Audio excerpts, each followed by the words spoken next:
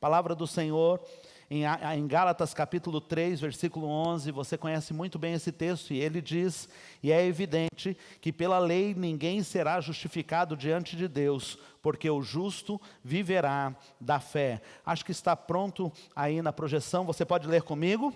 E é evidente que pela lei ninguém será justificado diante de Deus, porque o justo viverá da fé. Pai, nos abençoa pela Tua palavra. Aqui, queridos, nós temos um princípio, e eu gostaria que mesmo dentro desse clima, dessa esfera de ação profética que tivemos, você possa entender que você foi chamado a viver na liberdade do Espírito Santo de Deus. Eu posso ouvir um amém? E eu quero, em nome do Senhor Jesus, aproveitar, porque esse é um ensinamento que eu creio ser poderoso. Tem horas que a gente pede resposta, eu falo geralmente isso, eu gosto muito, né? Às vezes nós somos chamados para pregar em igrejas pentecostais, eu gosto de pregar em igreja pentecostal, porque a gente prega com torcida, né? Então os irmãos, a gente nem terminou de falar, até porque não é para dar amém, eles dão amém, né? Eles vão atrás, vão para cima, né? O diabo está trabalhando, amém, aleluia. Não, aí não é amém, aleluia, né? Aí é misericórdia. Mas quando a gente pede para que você abra os seus lábios, é porque nós precisamos, queridos, sair de amarras.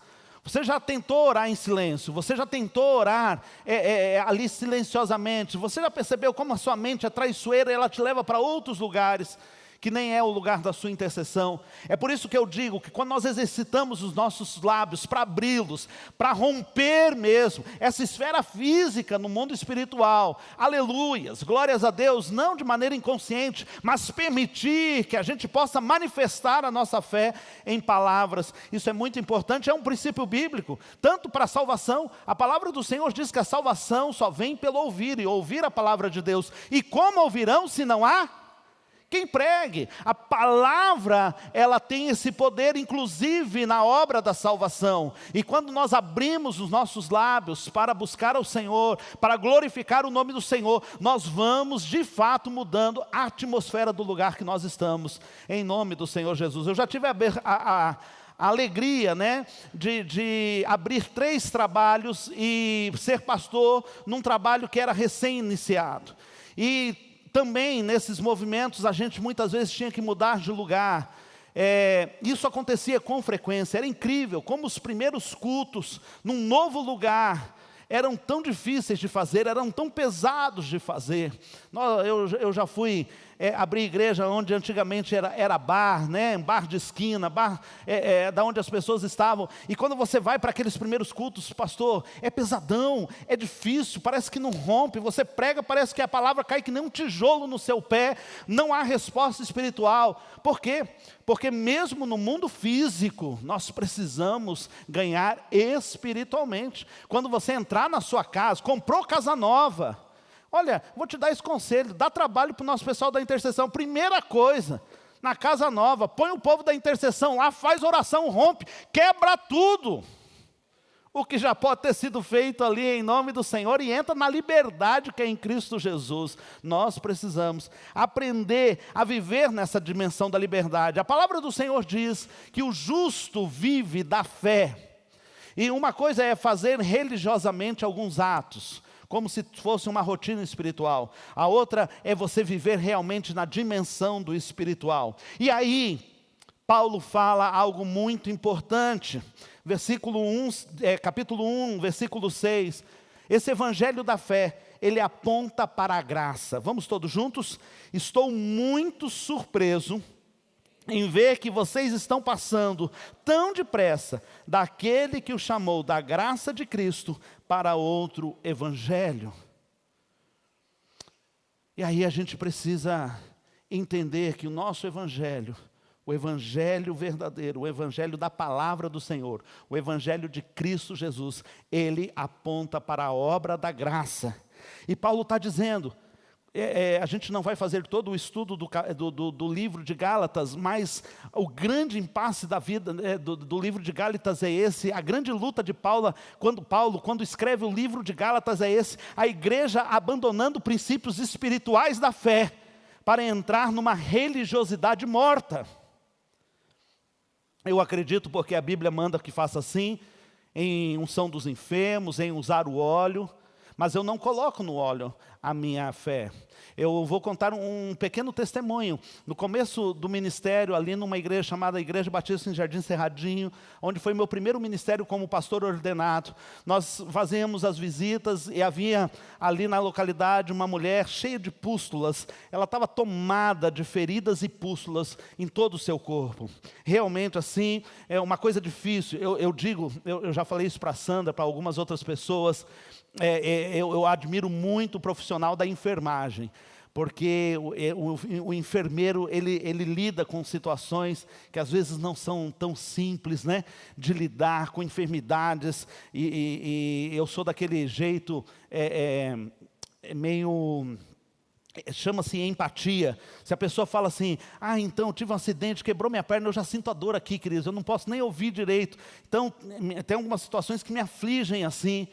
E a gente estava nessa visita, e aquela mulher toda cheia de pústulas, e assim, sem entendimento dos médicos, sem uma cura específica para o que ela estava vivendo. E nós chegamos naquela casa para orar ao Senhor. E eu sempre tenho esse costume de orar, de fazer a unção. Como a palavra diz, lembrando sempre que não é no óleo, a palavra diz que é a oração de fé, e não o óleo ungido, né, que sara o enfermo. Então, nós chegamos naquela casa, e eu falei, eu quero orar, eu queria ungir. Pastor, daí a irmã que estava comigo, né, um casal que estava comigo, ela disse, pastor, nós não trouxemos o óleo. Eu falei, não tem problema. Eu falei, aí na sua despensa, você tem um óleo de cozinha? A mulher falou, tenho, mas não é óleo ungido, né, aquele costume. Eu falei, não, fique tranquilo. Daí era a lata. Quem ainda pegou o óleo na lata? Né? A gente estava ali no óleo da lata, peguei aquele óleo de lata mesmo, pus na mão, ungimos, oramos. Fizemos isso por 2 semanas. Na 3ª semana, quando nós voltamos para orar, a mulher estava totalmente sarada. Totalmente sarada. Não foi o óleo, né? O óleo soja de cozinha. Eu já estive pregando, eu costumo sempre estar tomando água, né? Não é incomum alguém chegar no final do culto e falar, pastor, eu posso tomar um pouquinho da água ungida? Eu falo, não tem água ungida, tem água babada, né? Desculpa, a nojeira. Porque não é no óleo, não é na água. Trazer alguns elementos de fé, como nós fizemos aqui, um ato profético, orando pela nossa nação. Ele tem o seu valor, mas o valor é quando você coloca lá o seu joelho no seu quarto, intercede por esse povo, por essa nação. É quando você fala, Senhor, eu realmente estou à disposição. Os atos proféticos, eles servem, eles invadem a dimensão do mundo espiritual, sim. Não é brincadeira, não é ensinação, por isso tem que ser feito sempre na orientação do Espírito, para não se tornar uma religiosidade. Mas nós não podemos colocar imagens no lugar da graça. É por isso que nós, como igreja do Senhor, dividimos muito claramente o que é uma igreja de Jesus e o que é uma seita. Uma seita é aquela que adiciona outras coisas para que haja salvação. E nós cremos, pela palavra do Senhor, apenas Cristo Jesus, único e suficiente Salvador. Repita comigo, único e suficiente Salvador. Você pode repetir? Único e suficiente Salvador. Esse é o Evangelho da graça, o Evangelho que aponta apenas para a cruz, aquele olhar do pecador. Você ouviu, talvez você tenha ouvido no testemunho do pastor Richard, e um dia nós estávamos orando a respeito disso, quando ele estava contando da salvação do seu pai, tão pouco tempo na presença de Deus. Eu buscando entendimento, o Espírito Santo falou no meu coração, não preciso mais do que 1 milésimo de segundo para salvar um pecador arrependido. Pode ter sido uma vida inteira no crime, pode ter sido uma vida inteira na iniquidade. Menos de 1 segundo de fé em Cristo Jesus, fé verdadeira, é suficiente para salvar o pecador pela eternidade. Porque este é o poder do sangue de Cristo Jesus. O Evangelho da fé aponta para a liberdade. Repita comigo, o Evangelho da fé aponta para a liberdade. O próximo slide, vamos todos juntos ler. E isto por causa dos falsos irmãos, que se intrometeram e secretamente entraram a espiar a nossa liberdade, que temos em Cristo Jesus, para nos porem em servidão.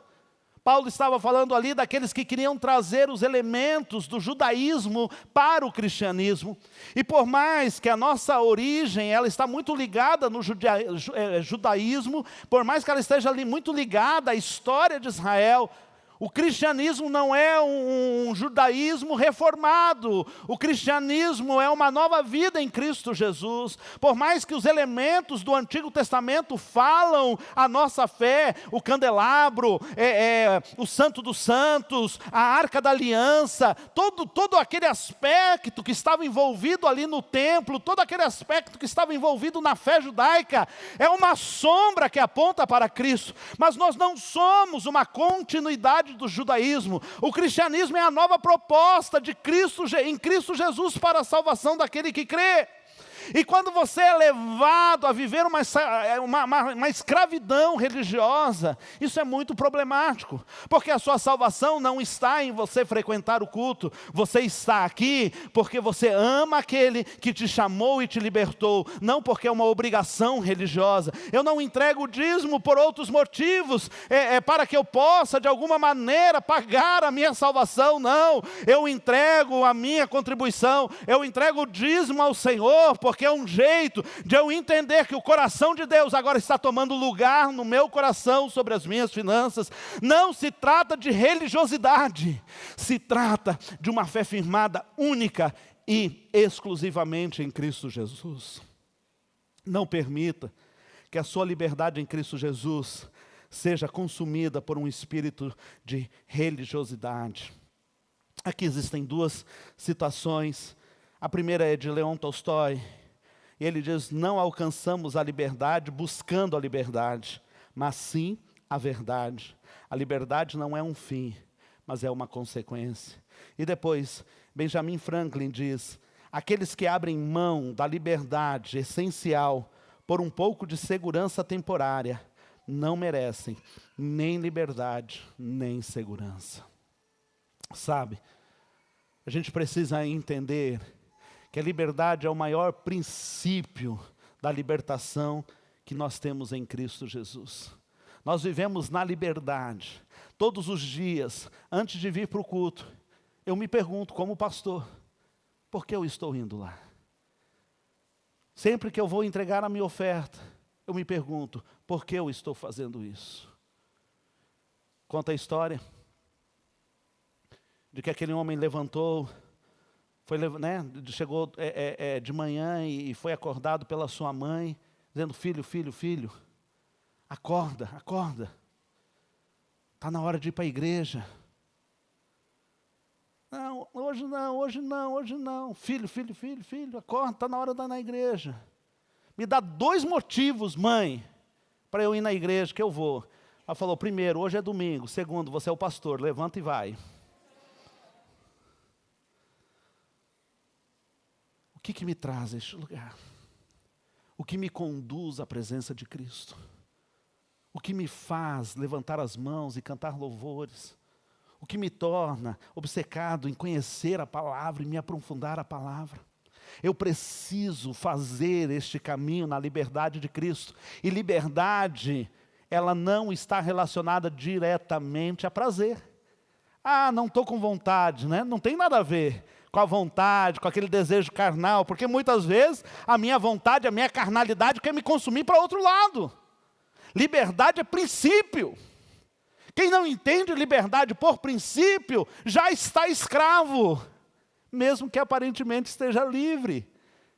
Liberdade não é falar assim: puxa, estou fazendo tudo porque hoje eu estou assim, estou aquele crentão, hoje eu estou legal. Não. A cada dia, vamos falar, vou dar um exemplo claro. Você quer ter liberdade financeira. O que você faz a cada dia? O que você faz a cada dia?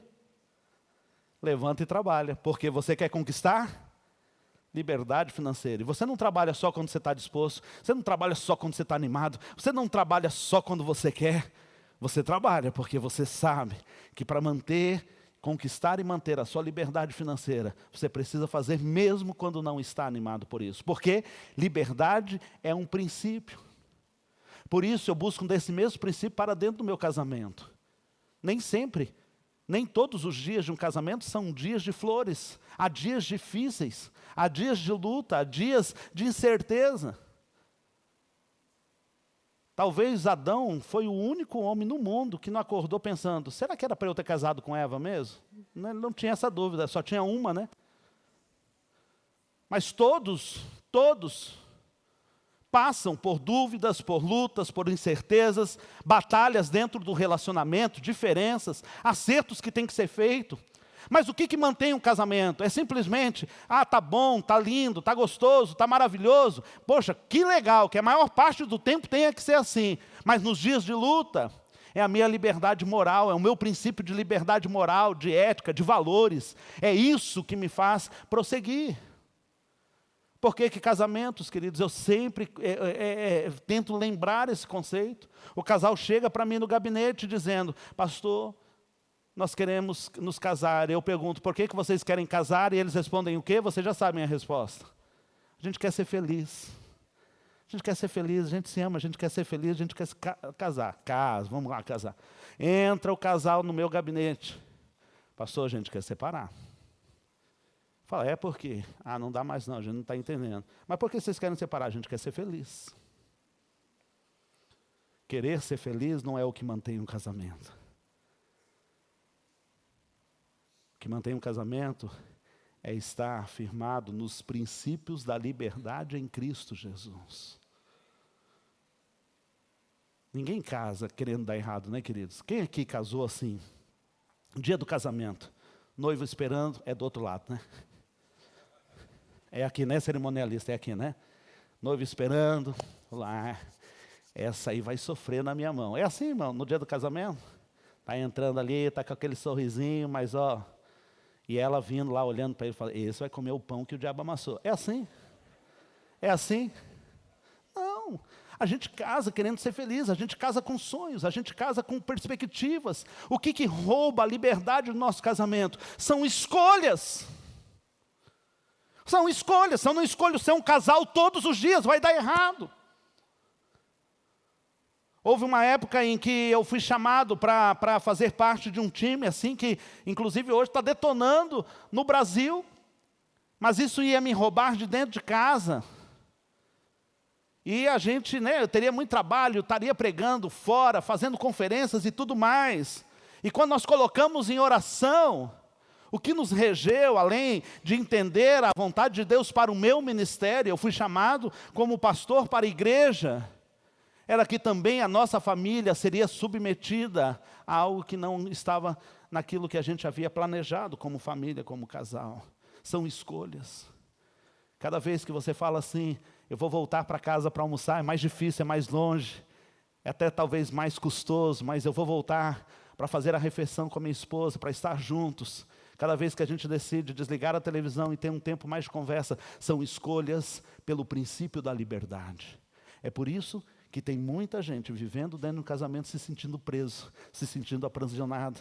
Aqui, o evangelho que nos traz liberdade é aquele evangelho que nos guia pelo princípio. E Paulo diz, irmãos, eu estou surpreso com vocês. Eu estou admirado que tão depressa a gente deixa de viver por princípios e passa a viver, na realidade, por regras. E aquilo que era para ser relacionamento, tanto em casa, tanto com Deus, passa a ser religião, passa a ser apenas um compromisso. Aponte sempre para o evangelho da liberdade. E por fim, o evangelho da fé aponta para a cruz. Leia comigo. Já estou crucificado com Cristo, e vivo não mais eu, mas Cristo vive em mim. E a vida que agora vivo na carne, vivo-a na fé do Filho de Deus, o qual me amou e se entregou a si mesmo por mim. Vamos todos juntos?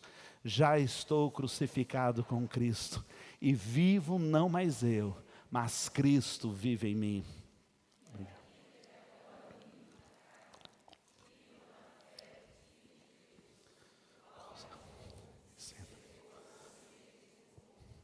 Amém. Esse evangelho que aponta o tempo todo para a cruz. E aí é interessante que Paulo, olha só, eu quero que você fique com esse versículo projetado, porque aqui tem algumas coisas muito importantes. Não, a gente, na língua portuguesa, e agora também a língua de internet, ela não é muito preocupada com algumas formas. Mas a palavra do Senhor, e principalmente o apóstolo Paulo, ele é muito criterioso e usado pelo Espírito para usar as palavras certas. Ele diz, eu estou crucificado com Cristo, vivo não mais eu, mas Cristo vive em mim. E a vida que agora vivo na carne, ou seja, essa vida humana, depois da minha experiência de conversão, e Paulo tem certo o que é isso, porque ele diz, olha, eu sou uma nova criatura, todas as coisas velhas passaram, eis que tudo se fez novo, e Paulo estava falando ali do seu espírito vivificado em Cristo, e ele diz, essa vida carnal que eu tenho, essa vida humana que eu tenho, essa vida eu vivo-a na fé do Filho de Deus. E aqui é interessante, porque existem duas proposições bem diferentes no grego. A proposição en e a proposição peri, né? A proposição peri, ela fala mesmo daquilo que é periférico, daquilo que passa pelo lado. E muitas vezes ela é trazida como assim, eu poderia viver da fé. Eu vivo da fé que eu tenho em Cristo Jesus. Mas a preposição é uma preposição para dentro, era uma preposição para o centro do círculo. E ele está usando de maneira proposital, inspirado pelo Espírito Santo. Eu vivo na fé do Filho de Deus. Fala, pastor, isso é uma semântica aí, é uma questão pequena. Não é. Porque Paulo está dizendo, eu não vivo da fé que eu tenho. Porque alguém pode dizer assim, eu sou uma pessoa de fé. Eu tenho fé, e o outro pode dizer assim, eu sou uma pessoa que eu vacilo muito, eu tenho pouca fé. Paulo não está deixando para que você decida se você é uma pessoa de muita fé ou de pouca fé. Paulo está dizendo, nenhum de nós tem capacidade de viver a graça e a liberdade do Evangelho, se não for na fé de Cristo Jesus. Sabe o que Paulo está me ensinando? Eu não consigo. Eu não dou conta, então eu vivo na fé daquele que fez tudo certo, daquele que deu conta. Porque Cristo Jesus não apenas morreu, a obra da cruz ela é essencial. A obra da cruz é um divisor de águas na história da humanidade. Quando Cristo morre na cruz, tudo muda. Mas não é só a morte e ressurreição de Cristo que fazem parte, porque elas não teriam valor se Jesus não tivesse uma vida santa.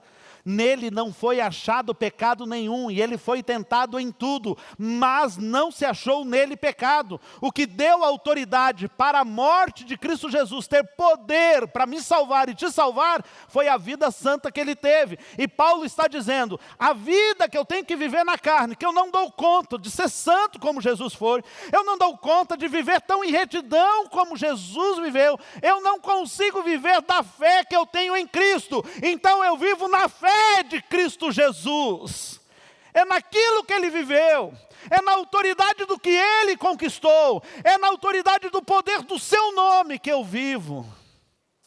Não é porque eu posso, porque eu faço, porque hoje eu estou cheio do Espírito Santo, hoje vou quebrar tudo, hoje pode vir aí uma potestade, os principados, hoje eu estou chamando para briga.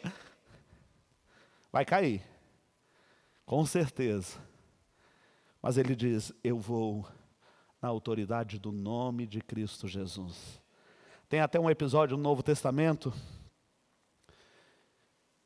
que os camaradas veem Paulo ali fazendo, maravilhas pelo nome de Cristo Jesus, libertando pessoas da possessão, da escravidão de demônios. Ele diz, a gente quer disso aí, tem como comprar isso aí? Não, não tem. E eles vão tentar, não, então ora para a gente que a gente quer fazer isso também. Eles vão lá arriscar, expulsar demônio. Daí o demônio diz, Paulo a gente conhece, Jesus a gente conhece, mas vocês a gente não sabe quem é. Quando você vai para uma batalha espiritual, você só vai ter vitória se você vai na fé do Filho de Deus.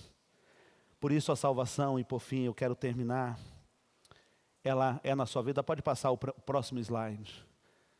Como é a salvação, pastor? Esse quadro, ele é um quadro de ensino.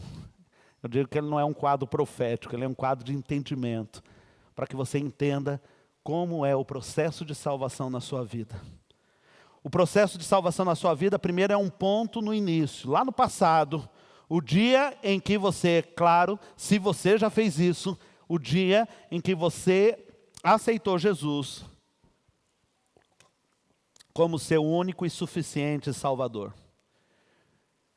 O dia em que nós deixamos Cristo entrar na nossa vida, ali nós estamos salvos. Ali nós somos definitivamente salvos. Pastor, me explica isso. Quer dizer que se eu aceitar Jesus no culto e depois morrer, mesmo com tanta coisa ainda para eu consertar, eu estou salvo? Estou salvo. É um exemplo simples, o ladrão da cruz. Não teve tempo de fazer mais nada, de consertar a sua vida, não teve tempo nem de batizar, mas Jesus lhe garantiu a sua salvação. A salvação é um ponto no início, e é quando nós somos libertos da pena do pecado. Qual é a pena do pecado? O salário do pecado é a morte. No dia da sua salvação, no dia em que você aceitou Jesus, você foi liberto da pena do pecado. Mas nós não morremos em seguida, geralmente não. Por isso, no presente, a salvação também opera como um processo. Porque se você já foi livre da pena, você já está pronto para encontrar com Deus, você já tem o seu Salvador, agora você vai ter que conviver com um concerto de vida, que nós chamamos de santificação, e você então, no processo presente, você é liberto do poder do pecado. É o seu crescimento por uma vida em Cristo Jesus, pela autoridade do Senhor Jesus e da presença do Espírito Santo na sua vida, te preparando a cada dia no processo a se tornar mais parecido com Cristo. Já está salvo, mas o processo da salvação está se aperfeiçoando de você. Então, no primeiro dia, lá no dia em que você aceitou Jesus, fui liberto da pena. A morte espiritual não tem mais poder sobre a minha vida. Agora, nesse tempo presente, nessa caminhada que eu estou tendo, eu estou sendo liberto a cada dia do poder do pecado, da influência do pecado. Cada dia mais o Espírito Santo tem mais espaço em mim, cada dia mais Cristo vive de maneira mais absoluta em mim, e o pecado está ficando de lado. Mas haverá um dia, no futuro, um evento final, haverá um dia em que o Senhor vai ou tocar a trombeta, ou a gente bater a bota aqui. Um dos dois vai acontecer. Não sei qual que vai acontecer primeiro. Ou a gente morre aqui, ou a trombeta toca e a gente sobe para o céu. Eu estou preparado para os dois. Amém? Já falei do meu velório? Já? Quem lembra? Quem que tem que estar no meu velório? Hã? Que lápide? A lápide é enfim magro. Não, isso é outra coisa. Na lápide vai estar enfim magro, isso é outra coisa. A placa, desculpa aí, irmãos, a gente já vai encerrar. Vou estar deitadinho, né? Segurando uma placa. O que vai estar escrito nessa placa, Caian? Estou no lucro. Amém? Glória a Deus, porque a palavra do Senhor me ensina através de Paulo que para mim o viver é Cristo e o morrer é? Estou no lucro, irmãos. Vocês que ficam agora lidando com essas coisas, eu já estou na glória. Então, ou eu vou morrer primeiro, ou a trombeta vai tocar. Nesse dia, eu vou estar liberto da presença do pecado. Vou estar no céu com o meu Senhor. Estou livre da pena. Já estava ficando cada dia mais livre do poder e da influência. Agora estou livre, inclusive, da presença do pecado, porque lá no céu vou estar recebendo a minha herança em Cristo Jesus. A palavra do Senhor diz que isso é a glorificação, é o tempo final em nome do Senhor Jesus. Amém? Então, na minha morte, a plaquinha. Você sabe o que eu quero ouvir no dia que eu morrer, né? Olha, ele está mexendo.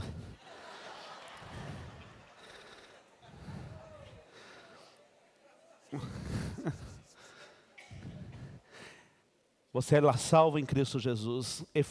Filipenses capítulo 1, versículo 6 diz, vamos todos ler, é o último verso, lá a última linha. Aquele que em vós começou a boa obra, aperfeiçoará. Esse texto é Filipenses 1:6. Aquele que nós começou a boa obra, libertos da pena do pecado, aperfeiçoará, libertos do poder do pecado, até o dia de Cristo Jesus, libertos da presença do pecado. Diga amém. Essa é a obra de liberdade, esse é o evangelho de fé, que te aponta para a graça, que te aponta para a liberdade, que aponta para a obra da cruz. É este o evangelho, simples em Cristo Jesus, que transforma as nossas vidas. Feche seus olhos. O Senhor te chamou a viver a liberdade em Cristo Jesus. Liberdade não é libertinagem. Liberdade não é eu fazer simplesmente tudo o que eu quero. Sou uma pessoa livre, eu posso fazer o que eu quero. Não, isso não é liberdade. Liberdade é quando você tem poder e autoridade de fazer o certo. Isso é liberdade. Liberdade é ninguém estar te vendo, mas você manter a sua fidelidade no seu casamento. Liberdade é você poder fazer e gastar o seu dinheiro da maneira como você quer, você que ganhou. Mas você prioriza ser generoso, você prioriza fazer a diferença. Liberdade é você poder ter um delito e ninguém vai poder te julgar, porque foi tão bem feito, foi tão bem escondido. Liberdade não é isso, isso é libertinagem. Liberdade é quando você escolhe fazer o certo, porque você vive por princípios. Você vive por princípios da palavra de Deus. Essa é a ação do evangelho na sua vida. Esse é o poder que o evangelho quer ter na sua vida. Uma vida vivida na graça, na liberdade e no poder da cruz de Cristo Jesus. A equipe fez um medley e eu gostaria que vocês pudessem estar repetindo nesse momento. Deus está aqui.